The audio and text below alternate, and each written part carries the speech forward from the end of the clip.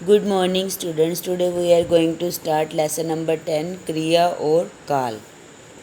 नीचे लिखे वाक्यों में कुछ शब्द रंगीन लिखे गए हैं। वाक्यों को पढ़कर रंगीन शब्दों पर ध्यान दीजिए। फर्स्ट, मोर नाचता है, माँ भोजन पकाती है, बकरी घास खाती है, मछली पानी में तैर रही है, राहुल पत्र लिखता है। रंगीन शब्द किसी न किसी कार्य में होने या करने का संकेत दे रहे हैं। जिस शब्द से किसी कार्य के करने या होने का बोध हो उसे क्रिया कहते हैं। क्रिया के भेद। क्रिया के दो भेद होते हैं, सकर्मक क्रिया, अकर्मक क्रिया। जिस क्रिया में कर्म हो वह सकर्मक क्रिया कहलाती है। उदाहरण, राम पुस्तक पढ़ता है। उपयुक्त वाक्य में पढ़ना क्रिया तथा पुस्तक कर्म है। जिस क्रिया के साथ कर्म नहीं होता वह अकर्मक क्रिया कहलाती है। जैसे राम बैठा है। विशेष, बच्चों, वाक्य में क्रिया के आगे क्या लगाकर प्रश्न करने पर यदि उत्तर में कुछ प्राप्त होता है तो वह सकर्मक क्रिया है और उत्तर न मिले तो वह अकर्मक क्रिया है। इस तथ्य में निम्नलिखित तालिका को समझिए। वाक्य, प्रश्न, उत्तर, क्रिया भेद। राधा सो रही है। क्या सो रही है? कुछ नहीं, अकर्मक। बच्चे शतरंज खेल रहे हैं। क्या खेल रहे हैं? शतरंज, सकर्मक। विशाल हंसता है। क्या हंसता है? कुछ नहीं, अकर्मक।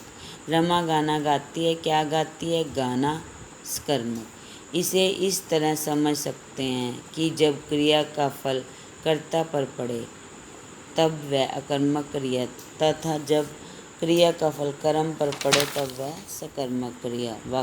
काल।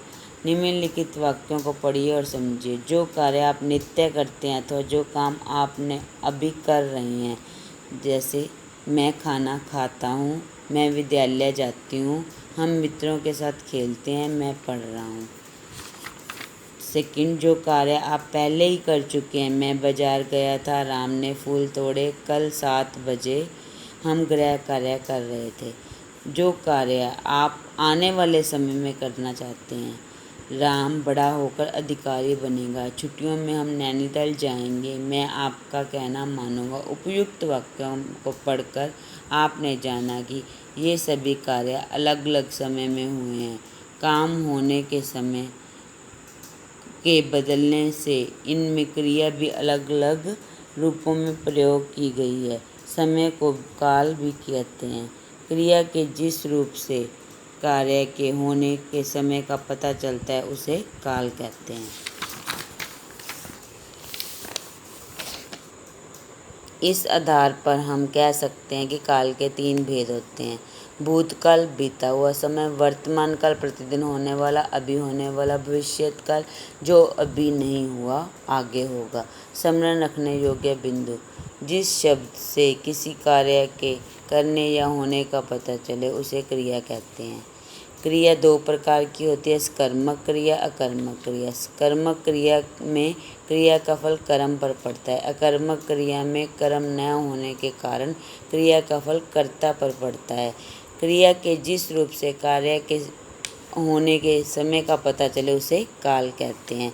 काल 3 प्रकार के होते हैं, भूतकाल, वर्तमान काल, भविष्यत काल। Thank you. Have a nice day. Once again read the lesson.